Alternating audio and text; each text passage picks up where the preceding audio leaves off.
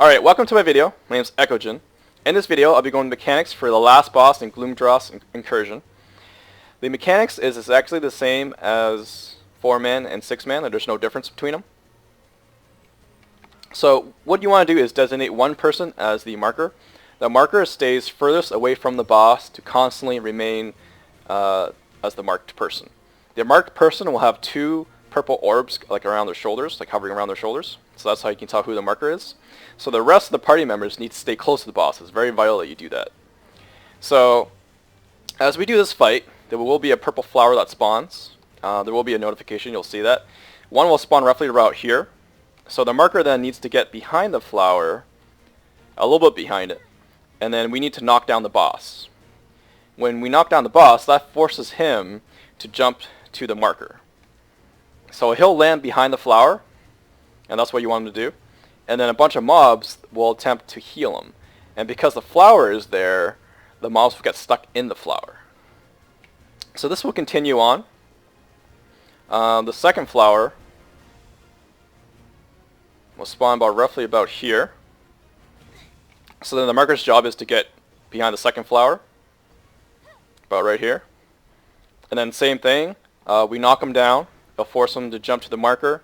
He'll be behind the flower. Mobs will attempt to heal the boss, but they'll get stuck in the flower.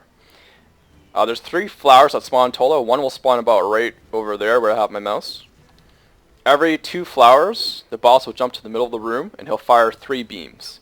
The beams will target the marker.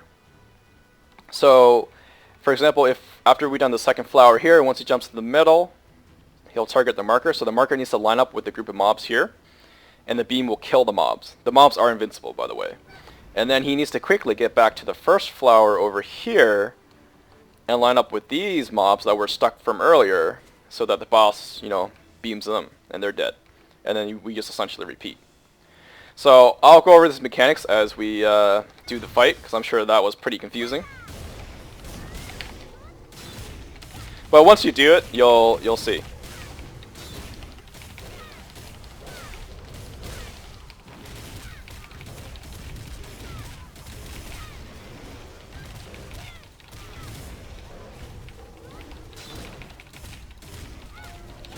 Alright, so that's the notification there for the flower.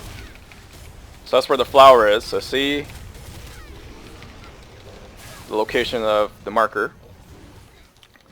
So since we knocked him down, that forces him to jump to the marker. And do not touch this flower, by the way. It will damage you. So now we fight the boss here. And as you see behind the boss, there's a group of mobs right over there that's advancing towards him. So if you didn't do this, then the mobs will heal the boss. And make sure that the marker is a good distance behind the flower, because when the boss jumps to him, I've seen a few times where the boss lands like pretty much on top of the flower, and that's just not far enough because the mobs can still reach him and heal him. But as you can see, the mobs are stuck in the flower there. And they are invincible, by the way, so you can't kill them. So there's the second flower, so marker goes over there right away. The party then knocks him down. He jumps to the marker. We follow the marker now. As he will do range attacks constantly, whoever has aggro. So there's the second group of mobs right over there.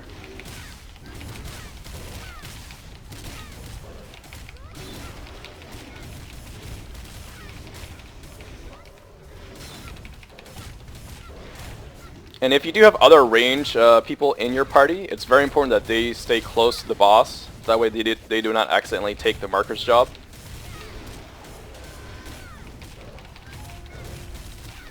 Alright, so now he's going to jump to the middle. And he's going to fire his beams.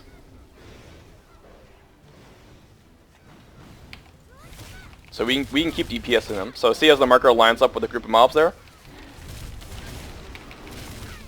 And now the marker needs to get over to the first group from earlier and line up with them so the boss kills them with friendly fire. Now remember that he fires 3 beams. And he will always target the marker. So there's his third breath right there. So after this, he's going to do a room AoE. Just make sure you iframe that.